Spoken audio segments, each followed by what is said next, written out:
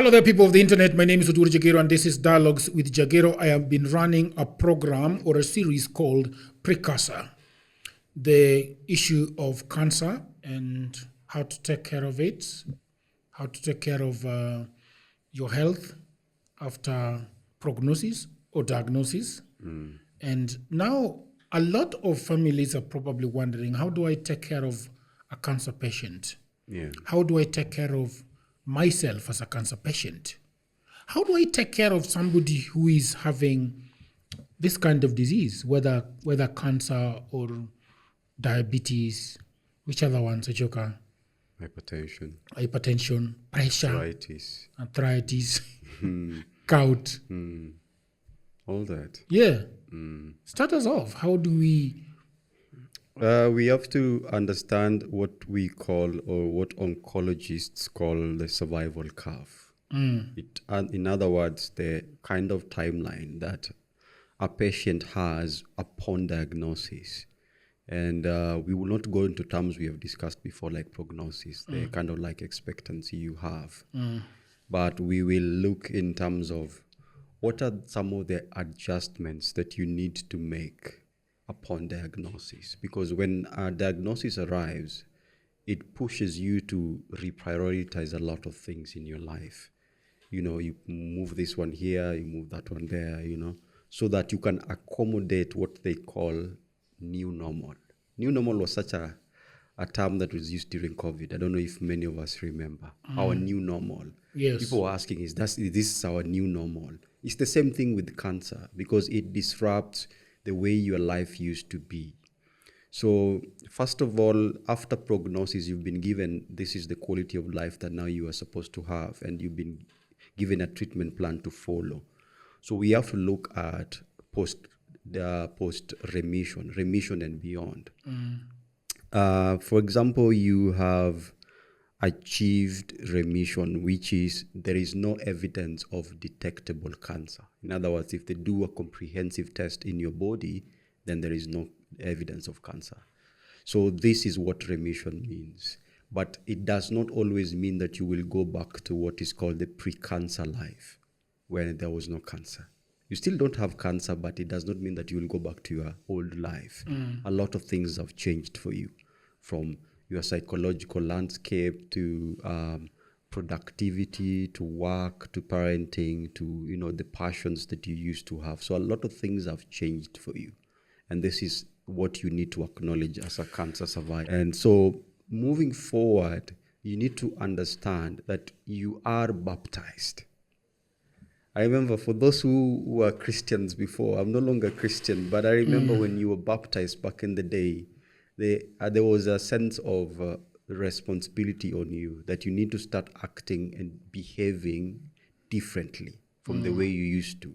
You know, there is a sense of service. There's a sense of taking care of yourself, the way you look, the way you carry out yourself.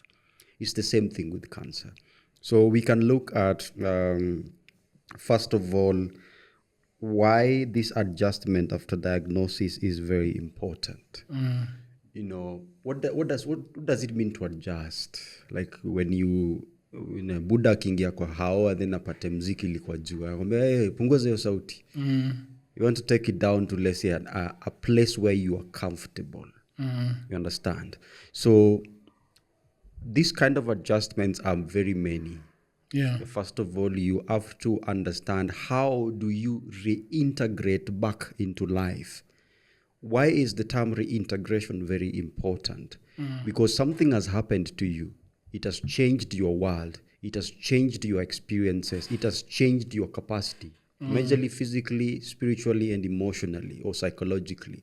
So therefore, you coming back, like it's like you went to a different place and took 10 years there. When you come back to your village, you are a different person. Your worldview has changed. You need to build a house, a simba somewhere, so that you can, you know, it can be your shelter. It's the same thing with cancer. Now you are figuring out what is your place in the whole story of community around you, and what is your place in while you are still living with cancer or during post-cancer treatment. So one of the key ways is, First of all, what I call the illness. But before we go there, sorry, let's talk about descent into illness. How do people descend into illness? Like I said in our previous episode, it doesn't write for you a letter. It doesn't call you and say, I'll be coming somewhere in June. You just find yourself there. Sometimes you might have some certain symptoms and you're like, something is wrong. But hardly ever does it call you out. You usually just find yourself there. So most of us tend to find ourselves very unprepared. And this is why there are heavy emotions of grief. You're grieving yourself. You're grieving the opportunities that you're losing, that you could potentially lose as a result of your cancer. So it is very normal to feel stuck, to feel stagnated, to feel ashamed, to feel self-hatred. You asked me why people usually feel this sense of mood swings and tantrums. There's a sense of self-hatred. I hate myself. How could this happen to me? It's so unfortunate. Why me? So you're questioning yourself. And often when you do that, you diminish yourself because you don't believe that you are worthy as just the next person. So you descend into that, and now you're processing those grief, the denial, the loss, the depression, and you're trying to rationalize and make meaning out of this new experience. You're trying to understand, sasa vile cancer imekuja, what do I need to do? Sometimes a treatment aje. And then you move past that stage, and then now you start doing what we call the cancer conversation or the illness conversation. Around our lives, you are somebody's. Yeah. You are somebody's son, you're somebody's child, you're somebody's father or parent, you're somebody's colleague. So there's a way, there's a reason why the illness conversation is very important, because these people are support systems around you. They either support you directly or they are auxiliary to who you are as a human being. You work with them, you go to church with them, you invest with them, and then the most immediate ones are your family members. So how do you relay or break down this information? Let's say you are first diagnosed. Labda ulienda peke yako hosi. You never knew you were going to come back with a cancer diagnosis. You come back home, you're so down, and you're like, so how am I going to tell my spouse, for example? How will I tell my child? They're just in class 2. So this is why we say open communication is important, and age-appropriate openness. Why do I say age-appropriate openness? You might have a daughter who is 10. How will they understand cancer? So you need to find ways to not scare them, but also bring them honesty. Because when you open up, you see, most of our children, and this is a disservice that people in older generations got a lot. We felt that our parents were indestructible. There was just a sense of fantasy, of heroism that we attach. And it's normal for a kid to have that for their parents. But it is not healthy, because then we fail to see ourselves as human beings first before you are somebody's parent. So I think in finding ways, you in your household, you know your children. Atieno is usually like this. Wangesh is usually like this. Ali is usually little bit tough. He can take the news. The older one is able to take upon the leadership when I'm not doing so okay. So you realize how to relay that information. Maybe you have an older son or daughter. You might start with them because now they have a slightly higher responsibility. And now they can, discuss it with the other siblings and tell them, daddy is a little unwell. Now they are helping you winning over the child or other people within the family. It's not just you convincing them that, this experience is really tough. Daddy sometimes feels really low. And, mom sometimes really feels like I can't go on. But it's normal. I will always make it. You see, I have you. So you are always also encouraging them in the process, because you as a patient, I think the notion is many people think that the patient is supposed to always be receiving care, receiving attention, but the patient also has a responsibility towards the people around you. I need to encourage you as my support system. I need to tell you I can do this, or whenever I feel like this, I need you to make me uji. I like uji when I'm unwell. You see, so you are also helping them understand your situation, and you're remaining open and you're remaining authentic. But when you are resistant, when you are arrogant, when you are less remorseful, it makes it harder for people around you to take care of yourself and also to understand your experience. So you are slowly introducing that conversation, and you also need to find appropriate headspace. I mean, I know many of us know our siblings, we know our spouses, we know when they are likely to receive a news more positively. So time it well, You can't, for example, when they're, let's say, for example, I might have, a spouse, and ametoka job, it's ni jioni, she's too tired. And that's the same time I want to confront her with all these difficulties at the same time. It might overwhelm her, understand? So you have to really measure up and be graceful with your children, with your partner, with your siblings, and understand when is the right time to have this honest conversation. It's also important that sometimes you can allow them to accompany you to the doctor, so that they also get to learn about this information firsthand, not you telling them. Sometimes you might tell them like, nani ana exaggerate. It's not that serious. I'm sure you've had people asking you, Dori, is it that serious? Is your leg that serious? Because they have never been with you when you are experiencing it, and they can't own it. They can only own it to a certain extent. So them accompanying you to a psychologist or a therapist or to the doctor's appointment allows them to get the front row seat to your experience, and they're able to empathize more with you and what is happening. That is one part of it. And then sometimes it comes when the cancer becomes terminal. I think this complicates the story a little bit. What we mean by terminal, I think many of us would like to know, what does terminal illness mean? Now, we know what is called appropriate care or appropriate treatment plan. This is something that has been designed by the doctor. So if the doctors have designed appropriate treatment plan, and still your life expectancy is less than 6 or so months, then your cancer is said to be terminal.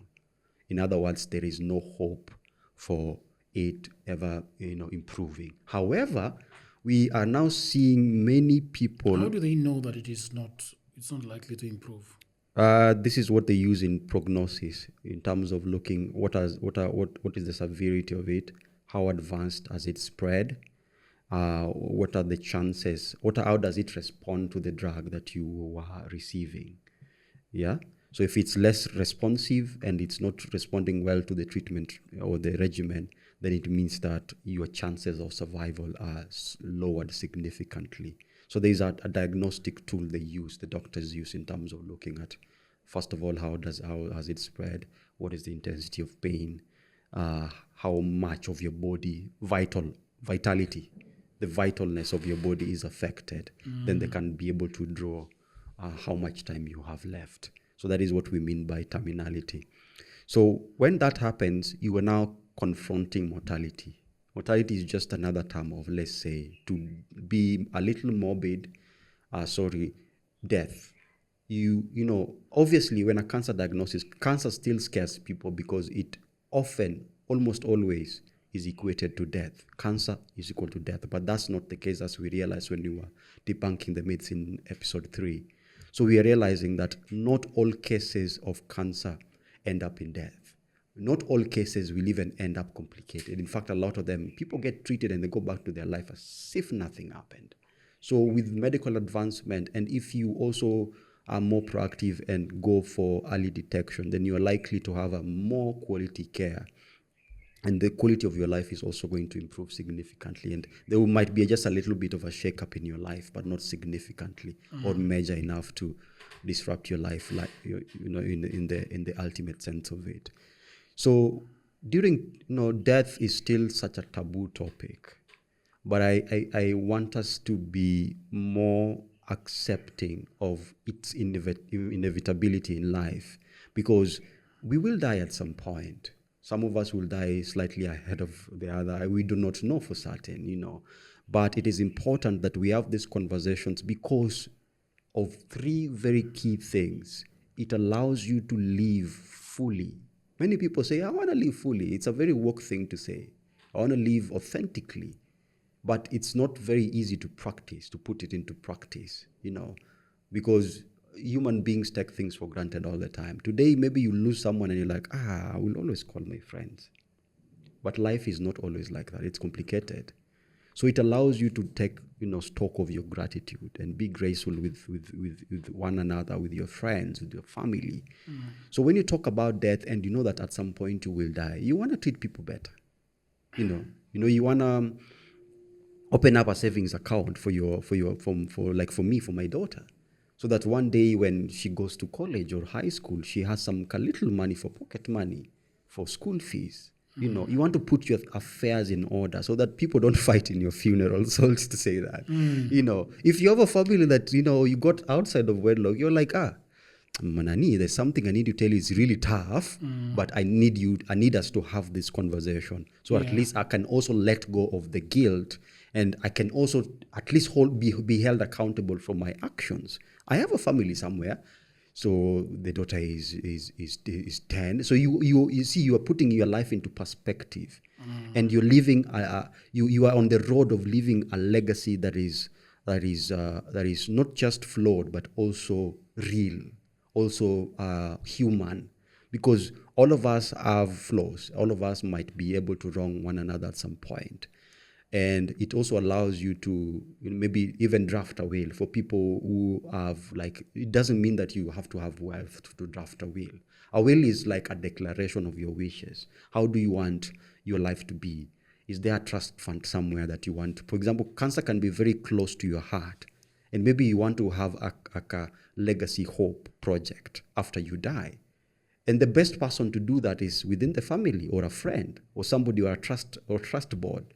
So you need to have this conversation so that you can be able to offer that continuity of your lifeline to the next available kin. And then you also need to understand that this communication allows for your caregivers and support system to offer hope and help for you. Remember, I might know how to deal with pain, but if you do not tell me, Jagero, how you feel about your pain, honestly, I might not know what to do. I might simply be guessing. I might simply be drawing from my own experiences, but they might not be useful to you. But when you tell me, when I feel like this, I usually find rest important. So then I know that, when Jagero is resting and he's in pain, let me give him some day. So if we had some, let's say, an engagement on that day, you see, now I am able to give you grace because I understand your situation. Same case with family and caregivers. If you remain closed and you don't talk and you are angry, people are guessing and they're also afraid of you. And this actually increases stigma, because now you're self-stigmatizing and the people around you are like, and he's so hard to deal with. He's so angry. Me, I don't want to even approach him. So you live in your very little world when there is already care around you. There's love around you, which you're supposed to be leveraging on. And love is cure, by the way. The love that we receive is what makes life bearable, particularly when it is very dire, for example, when it is terminal. So when you get to be more open and, just understand, remember, we were not born with a manual. Even if it was a manual, sometimes life has a way of detouring. I'm very sure it has happened to you a lot. Maybe you've had a plan, you've laid it well, and you're like, this is an airtight plan. This is going to work out. And then somewhere along the way it stalls. It doesn't go the way we hoped or expected. It's the same thing with a disease. It changes the way things are done, the affairs of your life. But that does not mean that you are not supposed to have quality life, or that you cannot even have it in the first place. You can, but you can by bringing people on board. And you really have to have a lot of discernment, because even within extensive family, not all of them will provide support. You have to really gear yourself towards that acceptance, that the kind of help you get, it might not come from your friend or from your spouse or from your child, but does it mean that they are lesser human beings, that they are not good human beings? No. Sometimes they just can't help. Sometimes they don't have the capacity. Sometimes they don't have the resources. Sometimes they don't want to. Somebody might not want to help you, but they still love you. You understand? But no, let me explain it. Before people get to help you, for a lot of people, it takes them courage. For example, when it comes to illness, because many people are afraid of illness that is often attached to death. So they might help up to a certain point, and then they get a compassionate burnout. So they stay away from you. How do you deal with that? What is a compassionate burnout? Compassionate burnout is out of care, we want to give somebody we love. You have given it, you expected that maybe after 1 year they might be on their feet, but they're not on their feet. It drags on and on and on. Yeah, they drown. They're helpless. Remember, they always say that the caregiver is sick by association. Is sick? Yeah. What do you think? What do you think that means? It could mean two things in my understanding. Is that because I think sickness comes with a lot of things. Yes. It might not just be the pain that you're suffering.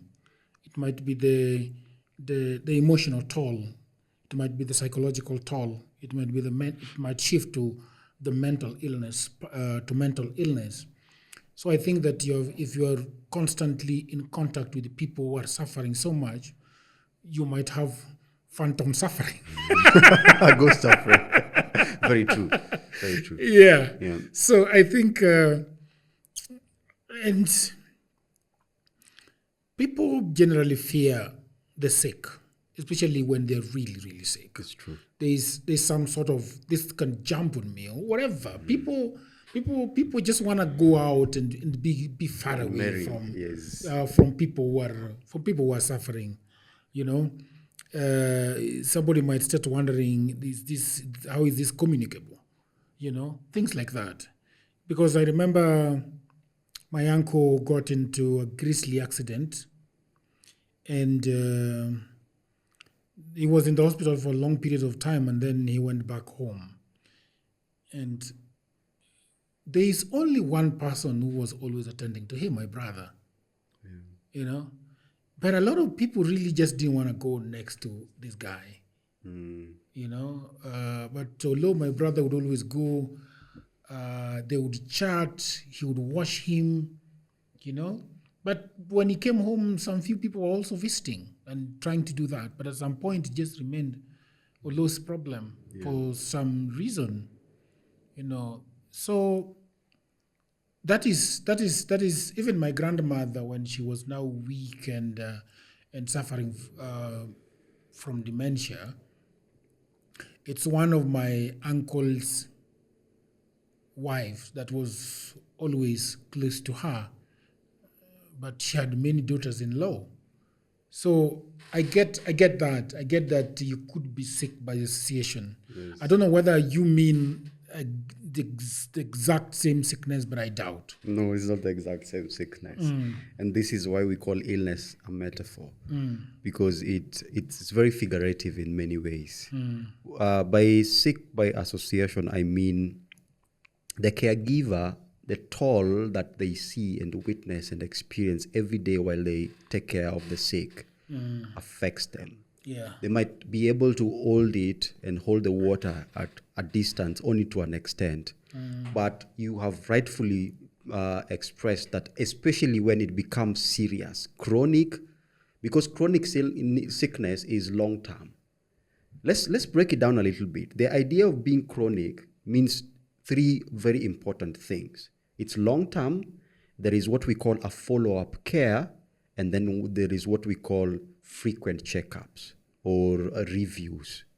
So it's long-term, meaning it might be lifelong. You might live with it for the rest of your life. Follow-up care means the moment you're diagnosed, there will be something that you will be doing. One of them includes clinic. One of them might include a diet and nutrition audit. You need to now start eating differently. One of them might mean you might be told, sasa avoid stress, punguza stress kabisa. There's a follow-up care that you need to do towards ensuring that your quality of life is as improved as possible. And then we have frequent testing to monitor and evaluate how are you responding to the meds. How are you really? You understand? This is why we call it chronic, because it might extend to a longer period. So when it gets to that serious cases, like for example, people who have had accidents and it's grisly, people leave, you know, and even the people who are more adaptable to come closer to you and take care of you, they might feel overwhelmed completely.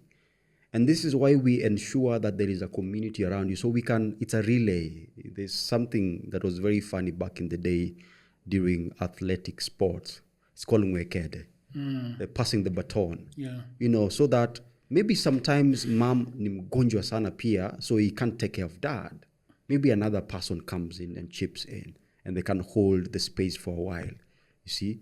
This is the same thing I've seen it a lot even at home with my grandma, who is also battling Alzheimer's. So we've seen relatives come in and they might pick the tab for a week or two, and then we find some breath, you know. Like they might tell you, so today I'm going to take care of it. So then do you think that it is impossible for family members to keep rotating? It's impossible.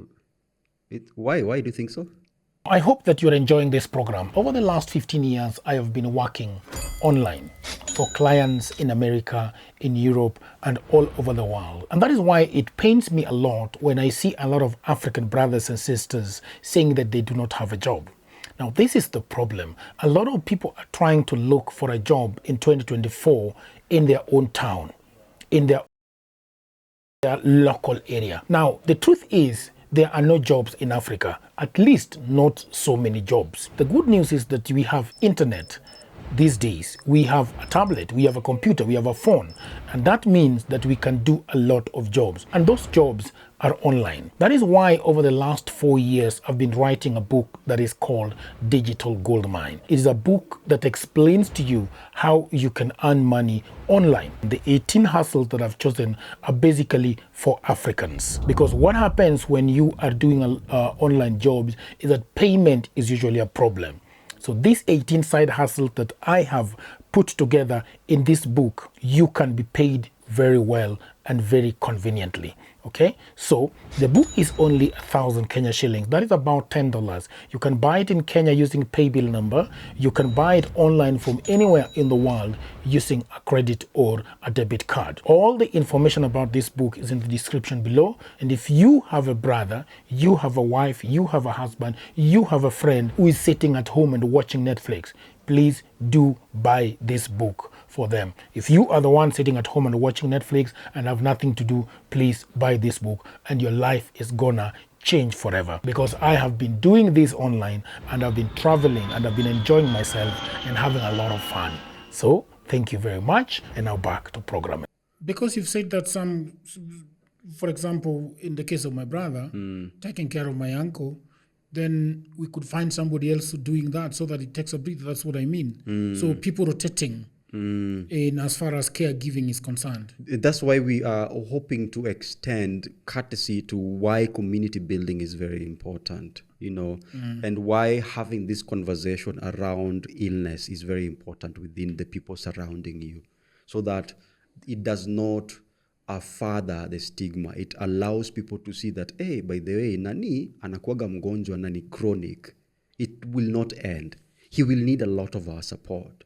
So this allows people to give you grace. I know most human beings tend to be very unforgiving. They tend to be very dismissive. They tend to be fearful, particularly in cases they do not understand, which is why I'm saying when you let people understand your situation, then you are likely to also know that nani asipotaka kukuja, maybe they are scared or maybe they just don't want to. But for people who will want to, they understand your situation and they understand that here is where I come into. You know, there are people who might come to just, you know, make stories with you when you're unwell. People need that. People, when you're sick, you really do need that social and spiritual connection.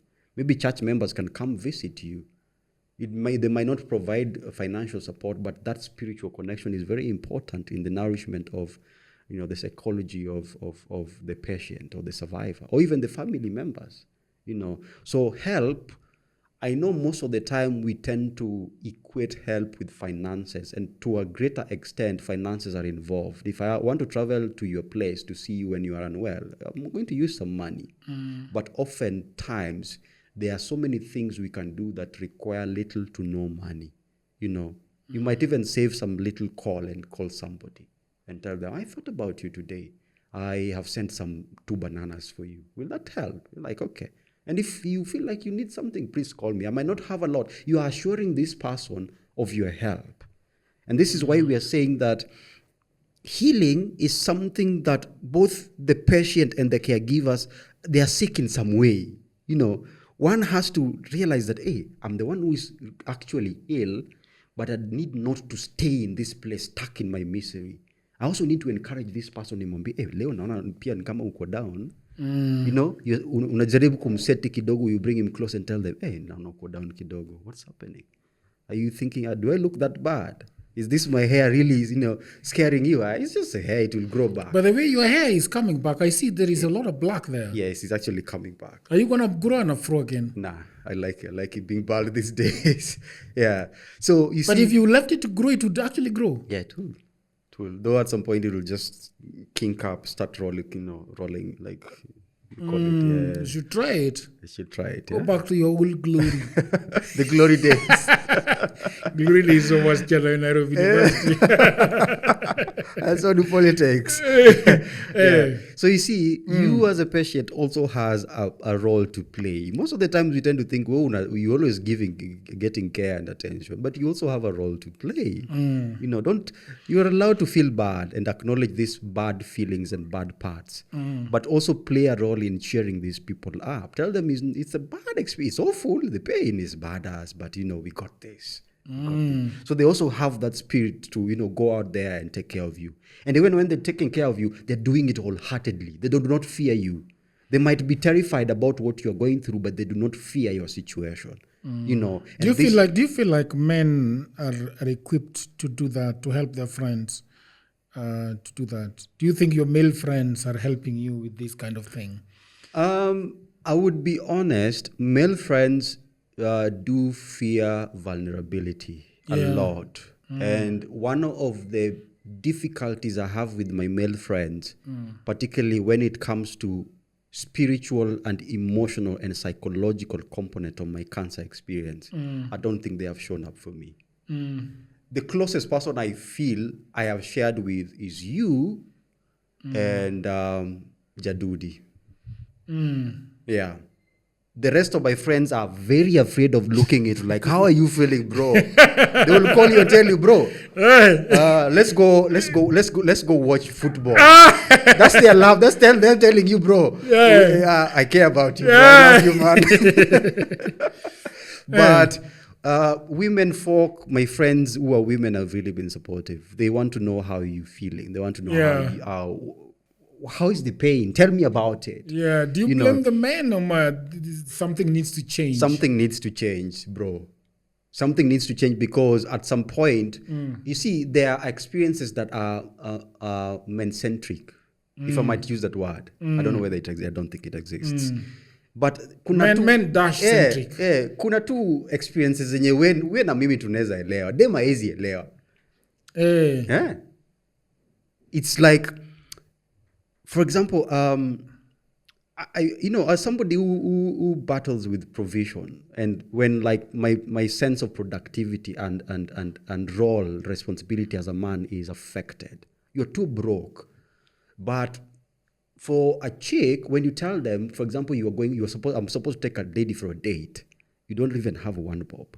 Who are you likely to tell? A man. A man. Yeah. Because a lady often, even if they are understanding, almost always they will want to imagine that a man will always have something. And it's their job to do that. And when you do not have that, then there might be something wrong with you.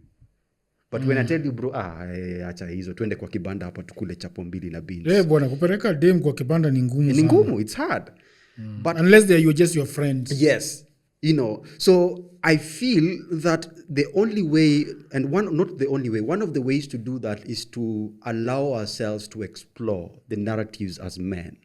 so that we can be there for each other beyond the bottle, beyond the two for the road, beyond the road Mbili trips. kama kawaida. Yeah, you meet some guy and you like. There's this guy who used to wear a pink T-shirt at Agakan. He used to hold his wife every other time. I don't know his name. Hold? What do you mean hold his wife? He used to bring his wife to the clinic for chemo. I don't know his name to date. Mimi namuita tu bro. Bro ni aje? Ni aje bro?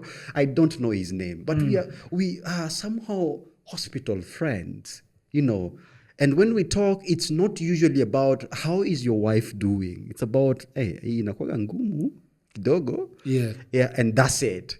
So I feel like sometimes that makes us lose out on friendship and love, because you find yourself, somebody snapped, your friend snapped kitambo and you do not know. Yet every other day you meet each other. And one of the reasons why that happens is there is not allowing of like the intricacies of narratives and conversations. We tend to keep it very surface, and because we tend to imagine that men are so logical and less emotional. But emotion is like a lifeblood of our psyche. Everyone has emotions. It's not just, men don't just get angry alone. We also feel sad. We also feel joyful. We also feel lost, We also feel desperate, Especially for people who are having this pain that has gone for so long. Yes, for extended. That is such a huge occurrence. Sometimes I wake up and I really don't have any hope. Yeah. You wake up and you're just very hopeless. Are you going to tell your bro about it? My bro won't care. Why? Do you think he can't fit in your shoe? You wouldn't even. I don't think he would even understand what I'm talking about. Will he dismiss your pain if you told him? Yes, very quickly. He will, and you would not want to stay in that conversation for any longer. You just say you just something slip else into football and say, yes. Ulionaje you weekend. Yeah. Sasa tu mligongwa beach tano. A beach tano. Anasema kitu kingine. So it's pretty hard to deal with. So, for example, my friends like Rix is very, attuned and in touch. Yeah, he is. He is. But once in a while, those the manly characteristics, come. Peer in. Yeah. So it's very important to learn our language, which is why for a long time I've always shared. I don't know, for most of people who have seen my journey across the years, I've always shared about my journey a lot. Yeah, but you've also really, what is it that happened that makes you switch off social media, switch off WhatsApp, and then just go without like dark mode? Go into dark mode. Is it because I would understand?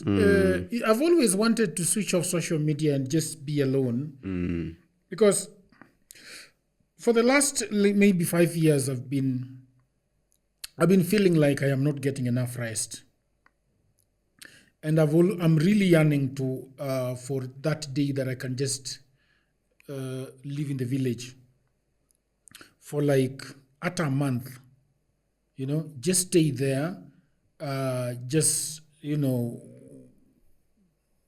wake up and do nothing but just enjoy what I'm seeing. Not worry about clients calling me. Not worrying about a video has not been uploaded, not worrying about anything, just being me, but still not going hungry. Sometimes I feel like I should have been born a woman. Man can marry me. Then I just go and be a woman somewhere. And feel good wife. About it. Trophy wife. Yeah. In another world, I think I would have been very beautiful. There's a very idyllic one. A very beautiful housewife. Yeah. Yeah. With mdomo.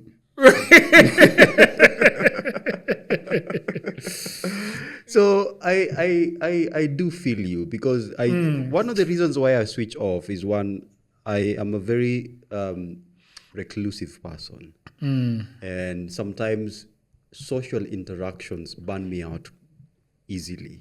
But to be honest, I feel like I was deflecting.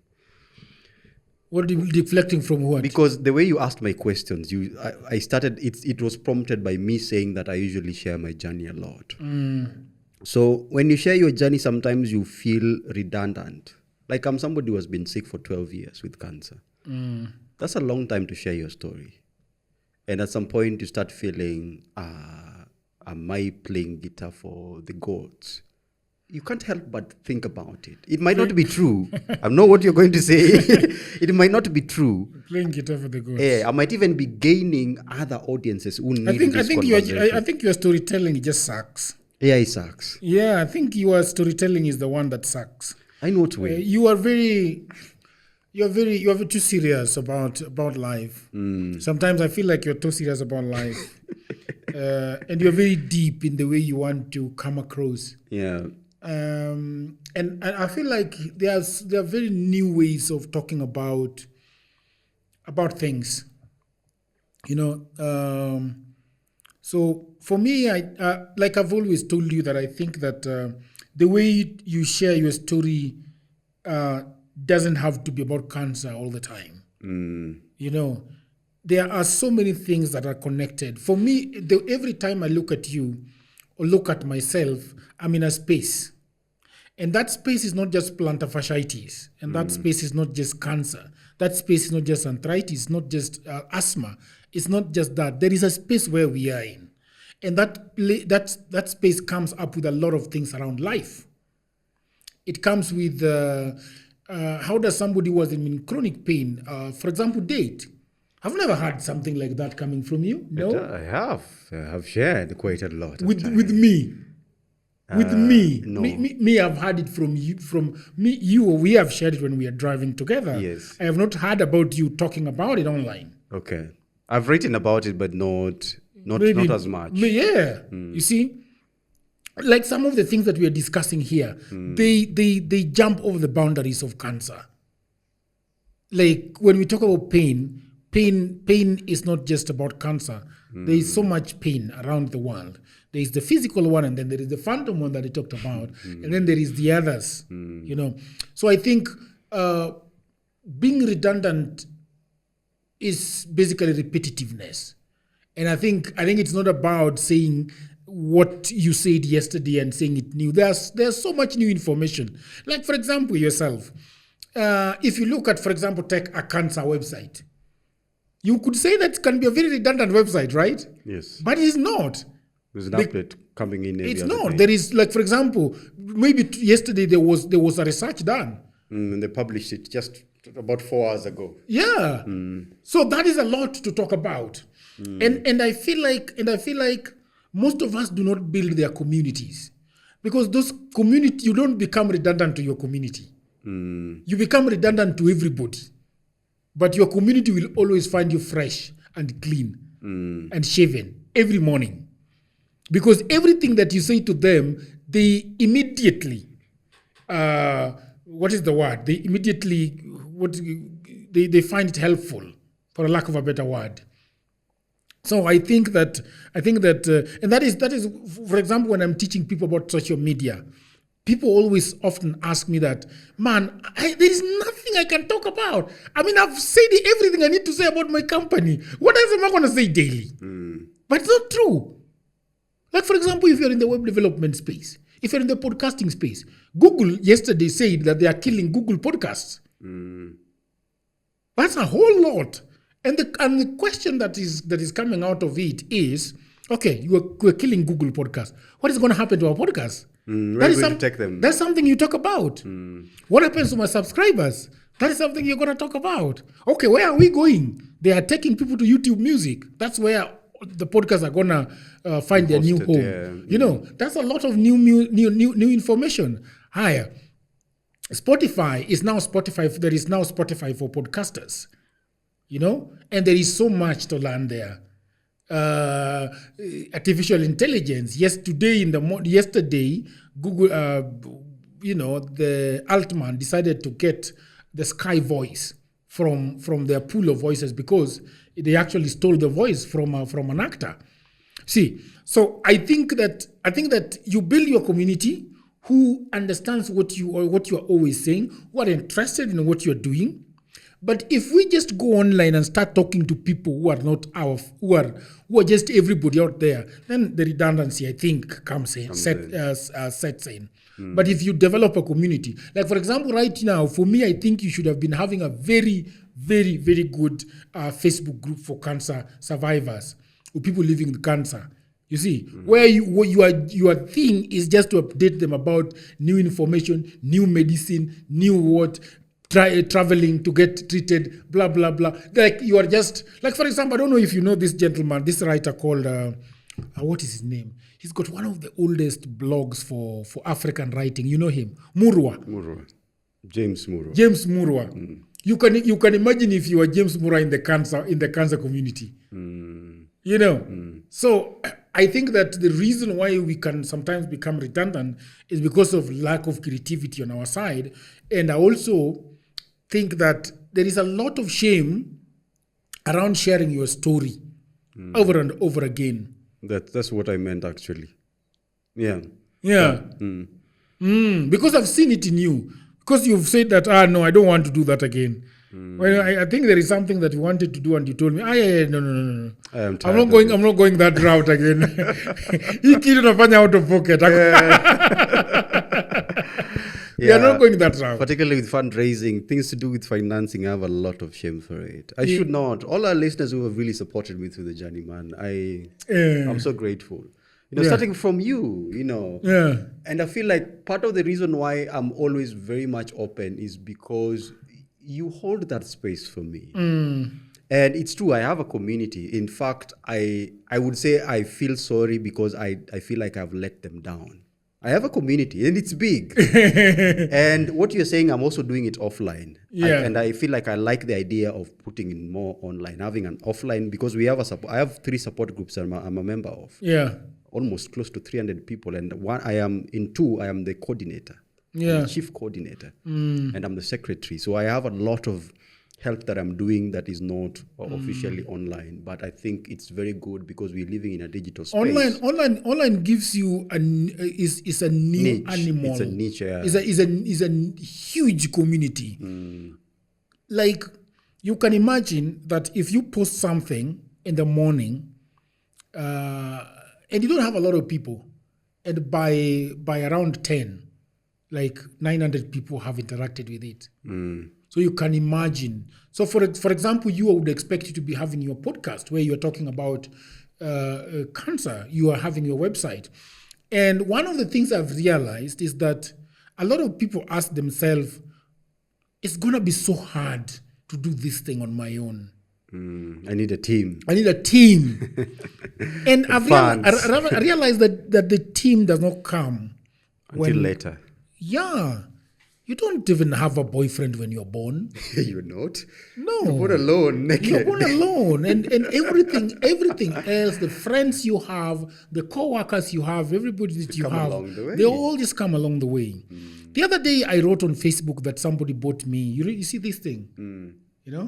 This one, there is the one that has come out after this. Oh, the version that followed this. Yes, this is the wireless Go 2. Then there is the wireless Pro. And it's about 67,000 Kenya shillings. Amazing. So the other day, somebody just WhatsApped me and told me, oh man, you're doing such a great, great job. I really want to support. How can I support this thing? And I said, buy me a mic. And I'm like, how much is the mic? I said, no, I'm not going to tell you the price. I'm just going to send you the link. And you're going to see for yourself. The guy looks at it. The next thing I'm seeing is asking me to which address. Because in the US. Shit. Yeah. And I give him the Kentex cargo address. And the next thing I'm seeing is a screenshot of boat. It will be delivered. It's amazing, man. Yeah. Power of community. So, and then the other day, somebody, a Brazilian, sent me, I think, $30 on my YouTube. The guy wrote such a long text under Mildred Awino's YouTube video. And he was mesmerized. He's some kind of African spiritual whatever in Brazil, like in the jungle, those what is it called? The Amazon or what? Yes. And he was so enamored by the video that we did with Mildred, from the dressing to things that we were talking about, to the spirits, and she was just very interested. So a lot of people, there is a lot of help. Yes. There is a lot of help that can come to us. We just need to keep doing it. We have to be seen doing something. Yes. Because if you're not seen to be doing something, then people don't latch onto it. The flow was yours. Very true. So I think it's this is now you see now how very much linked all these things are. Yeah. We talk like a cancer patient, because these are things cancer patients go through, survivors. Yeah. When you are redefining yourself. Remember, you're moving from a patient to a survivor. It's about identity, who you are, the place of your story in the greater nest of the world. And I think this is something that many people struggle with, because they tend to feel diminished. They feel ashamed that this thing happened to them. And this is going to introduce us to the next episode that we are going to have to close everything. Because when an experience happened to you, I like to call it an experience and not an illness. Because after you have fallen sick for a year, man, it's an experience. There are things you get out of it. And it would be very selfish to just stay with them, to think that you are a nobody, to think that you're not worthy of love or service, to think that you can actually share this story with the next available person. That is our duty as human beings. Remember, we were not born even with children. We get them along the way. And along the way, you meet friends. I like this idea of walking home. I don't know where home is, but I imagine that home is a place where we actualize ourselves. We are more in our truths, and we are more ready to share what we have learned through the journey. It's like when you hold your friend's hand and say, let's walk together, let's go to the market. You're having conversations about football, about life, about the farm, about your goals and dreams. It's the same thing. What have you learned from the cancer? Was it the pain? Did you at some point feel some type of way? Did you sometimes lose hope and felt very desperate? How did you redefine that identity and started calling yourself, I'm a champion, I'm a champ, I'm a survivor? Wewe ni champe bana, like nimekuwa hii game for like 10 years. In other words, you're giving yourself permission to live. You're not living out of fear. You know that anytime you could die, but even in death, you still touched a lot of people's lives. And this is why we are saying that this episode is about finding solace and then tying it up with survivorship. It's a whole shape, man. There's a lot of chambers in it, and some of the chambers are really beautiful. It's not all dark and gloom, even when you're facing death and confronting it head on. It's not always that. So there's a lot of responsibility from you as an individual who is going through this experience and the caregiver. And we are realizing some of the most unsung heroes are caregivers. We talk about doctors and nurses. We talk about the patient a lot. But many people do not understand the caregiver. So I want to slightly slow it down as we wrap up the episode. The caregiver is somebody who offers support to the patient. Yes. So for my case, I have had several people, take care of me. These people, oftentimes, they assume the role, they take up roles, they let go of their older roles, or they slow down on them. Maybe because when you are taking maybe a cancer patient to the ward, it takes almost half your day or the whole day. Maybe you're going to the ward to take care of the sick person as they are bedridden. Maybe when they are discharged, they come home and you have to cook for them, you have to wash them, you have to ensure that they take their prescriptions throughout the day. You have to remember when is their next appointment. You have to ensure that, Pastor Nani alisema atakuja kumuona. The sheikh said he'll come see mgonjwa. So you have to understand all these roles that you as a caregiver is doing so that the quality of life of the cancer survivor or patient is well taken care of. That usually comes with a lot of burden on the shoulders of the caregiver. And I feel like it's not always acknowledged more, and we need to. Because Another aspect is, like, for example, when the cancer is terminal or chronic, there is usually that long-term exposure to grief and difficulty. That takes the toll on the caregiver. You start feeling the ghost sickness that I was telling you about. Yeah. When you are with the sick person, you try to put a brave face, but when you're alone, it sinks in and you kind of feel like you're also sick, you know. So sometimes you need to take advantage of therapy. When you feel like you are drifting towards that point, be very honest about it and seek professional help, because it might help you regain your compass. And we need to also have support groups for specific caregivers, because at the end of the day, these are our remaining heroes. Most of the time, we have support groups for patients or cancer survivors, but hardly ever do we have for caregivers. And I feel like we need to have for caregivers, so that we give them their flowers and we also empower them to also navigate their journey, even when the cancer is long gone, or upon the death of a loved one, or when they're actively going through that duty of caregiving. So I think that is the wrap of like the cancer survivorship journey. When we come to the next episode, we might wrap on healing and leaving a legacy. Yeah. Yes. I loved it. I love this episode, especially us bickering about things. I hope you love this episode. We hope so too, yeah. This episode makes me happy because it goes to the core of what I have experienced as somebody who has lived with pain for some time. And, what people around us can do for us, with us, play with us, understand what we are talking about when we are in pain, when we are feeling a little bit of sunshine, So please subscribe to Dialogues with Jagero. Leave a comment. If you want to speak with Ochuka, you can always speak with him. Ochuka has got a book that is coming out, also called The Precursor, named after this episode. No, this episode actually named after it. Oh, the other way around. Yeah. Until another episode, bye for now. Cheers.